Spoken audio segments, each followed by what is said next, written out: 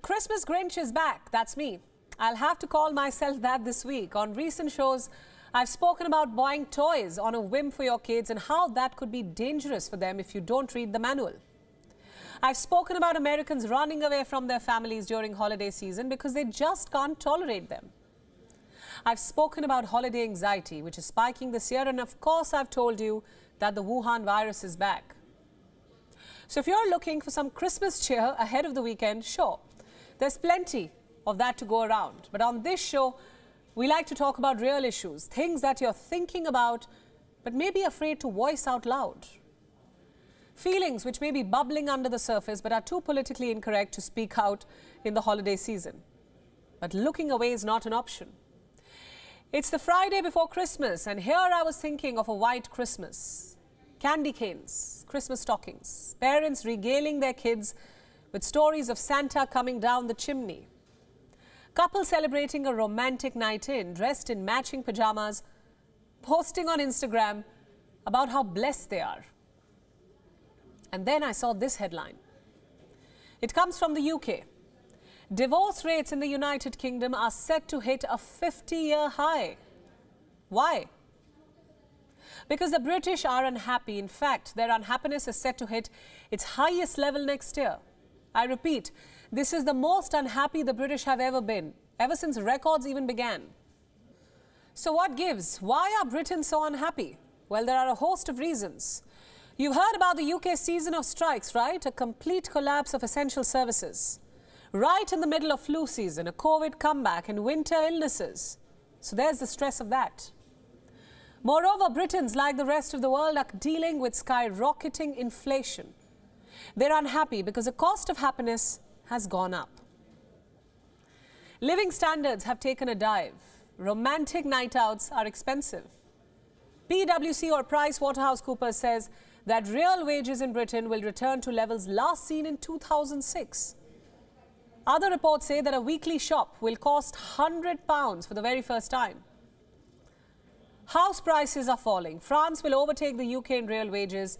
Naturally, there's plenty of bitterness going around, even amid the over-the-top festive cheer. And so, this holiday season, you're likely to see more fights, more passive-aggressive taunts, more gaslighting, as couples deal with issues that they haven't dealt with in quite some time. This Christmas, you're not likely to see lovebirds cozying up before a bonfire. It's more likely that you'll find them looking for distractions, bickering, cancelling big gatherings and choosing to give each other the silent treatment. Like I said, I'm the Christmas Grinch.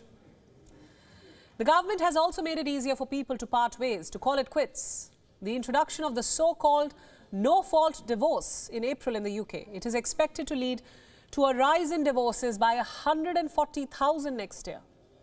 This is the biggest jump since 1971. So you see, stress caused by the cost of living crisis, along with the demands of the festive period, are all going to push more couples over the edge. You think I'm exaggerating? Did you know the first working Monday in January is dubbed Divorce Day? So you celebrate Christmas, you go out for New Year's, you party hard, and then sign the papers in the new year. This is mostly because what has weakened your marriage over the year bubbles up and tips over in the holidays. As if a divorce day isn't enough to celebrate Splitsville, there's a good divorce week in the UK too. It aims to raise awareness about improvements in family law to settle a lover's spat outside the court.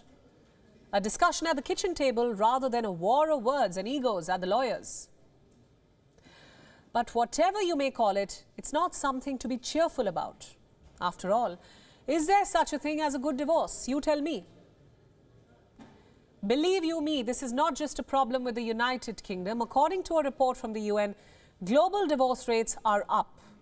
In fact, more people are calling off a relationship in developed nations than in the developing world. And you have to listen to this. Ironically, the highest divorce rate in the world is in the Maldives. Do you see the irony here? Yes, you're not the only one laughing. It is the honeymoon capital of the world.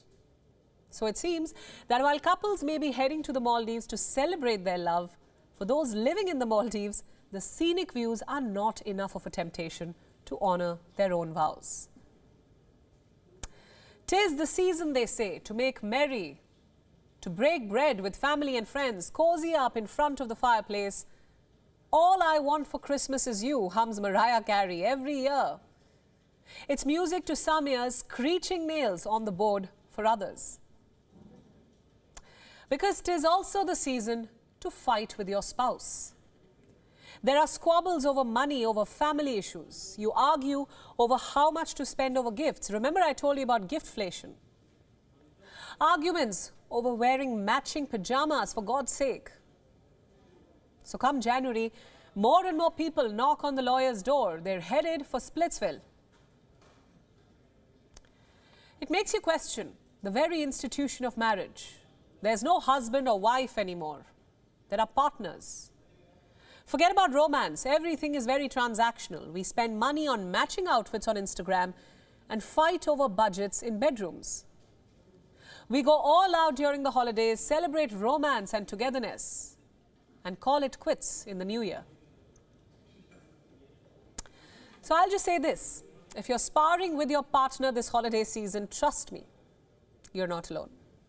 WION World is now available in your country. Download the app now and get all the news updates on the move.